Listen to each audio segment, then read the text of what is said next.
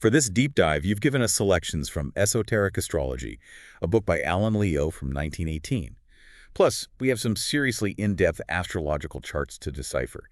It seems like you're ready to move past those typical sun sign horoscopes. You want to uncover something deeper. Exactly. A more profound, more philosophical side of astrology. Like you're trying to understand what the stars reveal about you, about your unique cosmic journey, not just what they predict about your future. Absolutely. Our mission is to open this book, discover the wisdom it has about human nature, the cosmos. And maybe even find some clues about your individual path. Right. We love those aha moments. Speaking of aha moments, this book doesn't disappoint. I bet. I mean, even the subtitle, A Study in Human Nature, tells us that Leo sees astrology as a way to understand ourselves on a much deeper level. And he doesn't just stop at predicting events. Oh, no. What else does he say? He even hints at a revelation. The revelation. About the laws that govern the universe, no less. Okay, hold on. Before we get ahead of ourselves, let's go back to the beginning. Leo's journey into esoteric astrology. He talks about a pretty intense spiritual crisis that led him to astrology. It even prompted him to travel to India in search of answers. He was searching for something. And that's where it gets interesting. He talks about finding this central idea in India, a key that unlocked the mysteries of astrology for him. And this idea, it's all about the distinction between esoteric and exoteric astrology. Okay, I think we need to break that down. Yeah. So what's the difference between esoteric and exoteric? All right, imagine this. Exoteric astrology is like paying attention to the weather, just the observable effects, the predictions. Esoteric astrology, though, delves into what causes the weather, like the atmospheric pressure, the Earth's rotation, the forces that create those effects we see and feel. So esoteric tells you what might happen, and esoteric explores the why behind it all. Precisely. It's like looking at a tree. Exoteric is admiring the leaves, and esoteric is uncovering the roots. Leo, he uses the example of day and night, the changing seasons. On the surface, they seem like totally separate things. Right. But they come from the same source, the same underlying principle, the Earth's movement around the sun. It makes you wonder what other seemingly separate parts of our lives might have deeper connections. Absolutely. It puts things into perspective, makes you wonder, makes you think about the deeper causes behind the everyday events in your life. Definitely. So let's get into the actual language of astrology symbolism. Leo, he starts with the basics. The circle, the semicircle, the cross. He says they're like the building blocks of astrological symbols. And when you put them together, you create the symbols we know as planets. For example, the sun. A circle with a dot in the center. Exactly. It represents unity, consciousness, that core of our solar system. And the moon, a crescent shape, right? What about that? That represents duality and the personal self. Just like the moon reflects the light of the sun, our personal selves, they're shaped by our experiences here in the world. I see. It's like each symbol tells a story. Now, Leo also mentions the individual star, basically your unique astrological blueprint from the time you were born. And that's where those super detailed charts you gave us come in, right? Exactly. By examining the specific positions of the planets at your birth, we can begin to understand those deeper influences that shape your individual journey. Wow. Okay, we're just getting started with the esoteric side of astrology. But let's talk about the planets and how they influence us. And here's where Leo throws in a bit of a curveball. Oh, tell me more. He says that planets, they're not just celestial bodies. They represent these, like, planetary spirits or intelligences. These powerful forces actively shape our consciousness and our lives. Meaning there's a consciousness and intelligence behind the planets themselves. Yeah. And those intelligences, they really affect us here on Earth. So it's less about the planets directly causing things in our lives. I see. It's more about them reflecting or embodying certain energies, archetypes even. So, take Saturn, often seen as a bit of a tough teacher in traditional astrology. What does he say about that? He called Saturn the bridge. It bridges the gap between the higher and lower expressions of our minds. And he says it's the planet of karma, of justice, the one pushing us toward growth, toward evolution, even if it means facing some hard truths along the way. That's a fascinating way to look at it. It is. He even connects Saturn to something called the ring pass knot, this boundary between levels of consciousness. He links it to the waters of Lethe in Greek mythology, the river of forgetfulness. Oh, wow. He's really going there. So is he implying that Saturn holds clues to past lives? It's a possibility he brings up.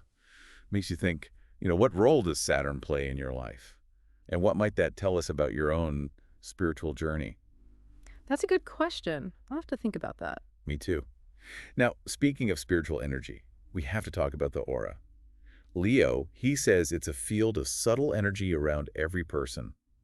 And get this, he even says it's split into sections, each governed by a planet. It's like having a personal cosmic energy map, basically. Exactly. And it gets even cooler. How so? He says that the colors of your aura can change. And those changes, they're based on the positions of the planets. Hold on. You're saying my aura might be a different color today than it was yesterday based on the planets. That's exactly what he's suggesting. It's a fascinating connection between the cosmos and our own energy. And it gets even more intricate when we add in the gunas and tattvas. Right. Those were some pretty complex concepts in the book. I think we need to explain those more. Definitely. Think of the gunas, tamas, rajas, and sattva as fundamental types of energy. Okay. Like ingredients. Yeah, exactly. So tamas, that's like inertia. Ragas is action, passion, that driving force. And sattva, that's purity and balance. So you're saying these gunas, they're like the basic building blocks of existence itself, that everything we experience is some combination of these energies? You got it. And Leo, he even connects them to the zodiac, which I thought was really cool. Cardinal signs, those are all about that rajasic energy, initiating, taking action. Fixed signs, they embody that tamasic stability.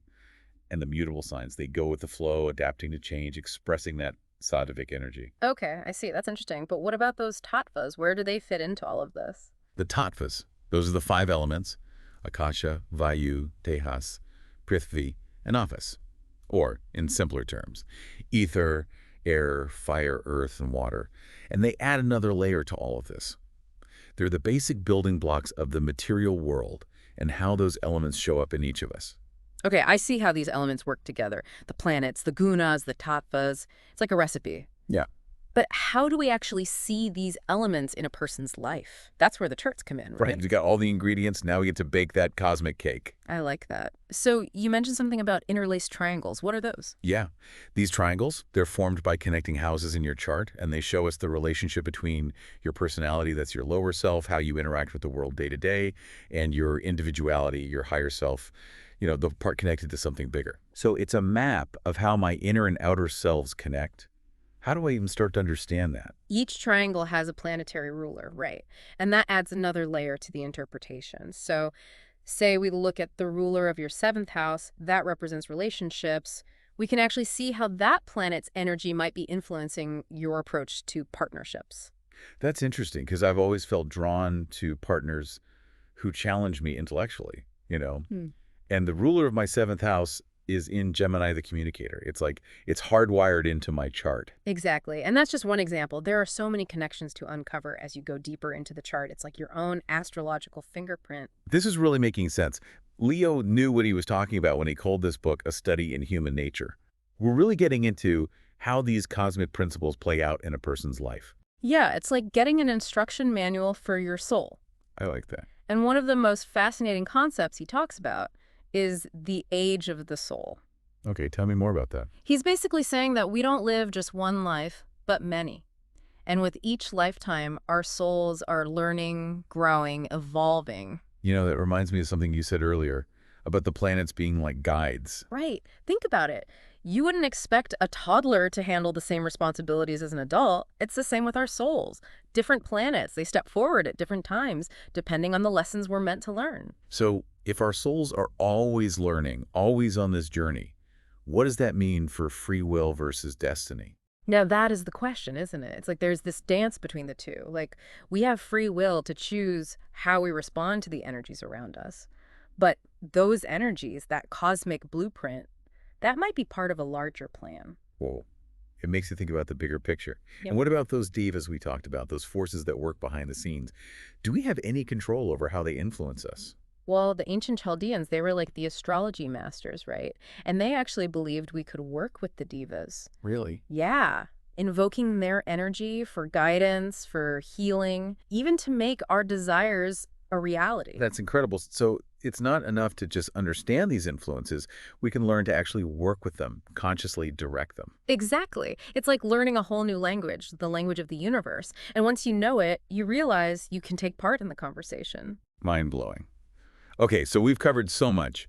Esoteric and exoteric astrology, the symbolism, the gunas and tattvas, those triangles, the age of the soul, the divas. It's a lot to take in. And honestly, we're just scratching the surface. But the really exciting part is applying all of this to your unique chart. Those charts you gave us, they're full of insights. Are you ready to see what we can uncover? I am so ready. Let's do it. All right. We've talked about the philosophy, we've explored the symbolism, we even dove into the cosmic soup of the gunas and tattvas. But now, let's put all this wisdom to work and see what we can learn about you using your charts. Ready for this? Let's do it. This is where esoteric astrology gets really personal. It's like we're holding up a mirror to your soul and seeing it reflected through the cosmos. I like that. So when you look at these charts, what stands out to you? Well, first thing I see is your sun sign, Sagittarius. Okay. And in Leo's system, Sagittarius is all about truth, wisdom, exploring the world, pushing those boundaries. It's that desire for something more, something beyond the everyday. Does that sound like you? It's funny you say that. I've always loved traveling, learning new languages, experiencing new cultures. I can't seem to get enough. I hear you. And it's not just about those physical journeys, right? Sagittarius rules higher learning, philosophy, spirituality too. So us diving deep into esoteric astrology, totally on brand for a Sagittarius. Oh, you're right. Okay, so what else do my charts say? Let's see, your moon sign is in Virgo, which is interesting. What's interesting about that? Well, Virgo is usually linked to being practical, detail-oriented, and, a love of knowledge. It's grounded, analytical energy. I see. Which, at first glance, might seem kind of at odds with your Sagittarius sun, that free spirit. But that's where esoteric astrology gets really cool. Okay, tell me more.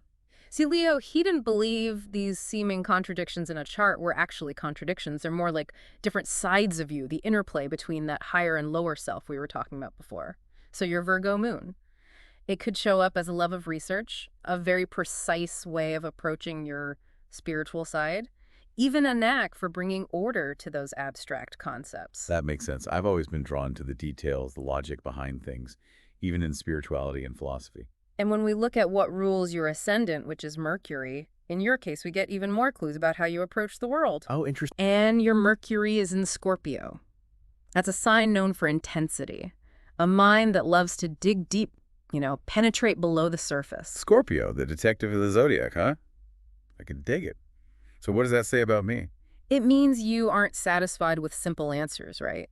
You want the truth, the motivations, the meaning beneath the surface. It's like you've got a built-in BS detector. That's spot on, actually. People have called me intense, but to me, it's about uncovering the truth, understanding the why behind it all. And you know what? That's what makes you a perfect fit for esoteric astrology. Oh yeah, why is that? It's not for everyone. It takes guts to face the shadows, to question what you thought was true, to keep digging for those deeper meanings. This whole experience has been really eye-opening. What started as exploring esoteric astrology, well, it's become a journey inward, too. It's like self-discovery through a cosmic lens. And that's what makes this so powerful, don't you think? It's more than just knowing symbols or reading charts. It's about using those as tools. To find out who we really are. Exactly. I feel like I've got a brand new perspective now, a new way of looking at the world, at my place in it all. What's the one thing I should keep in mind as I learn more about this? Remember that you are both the student and the subject.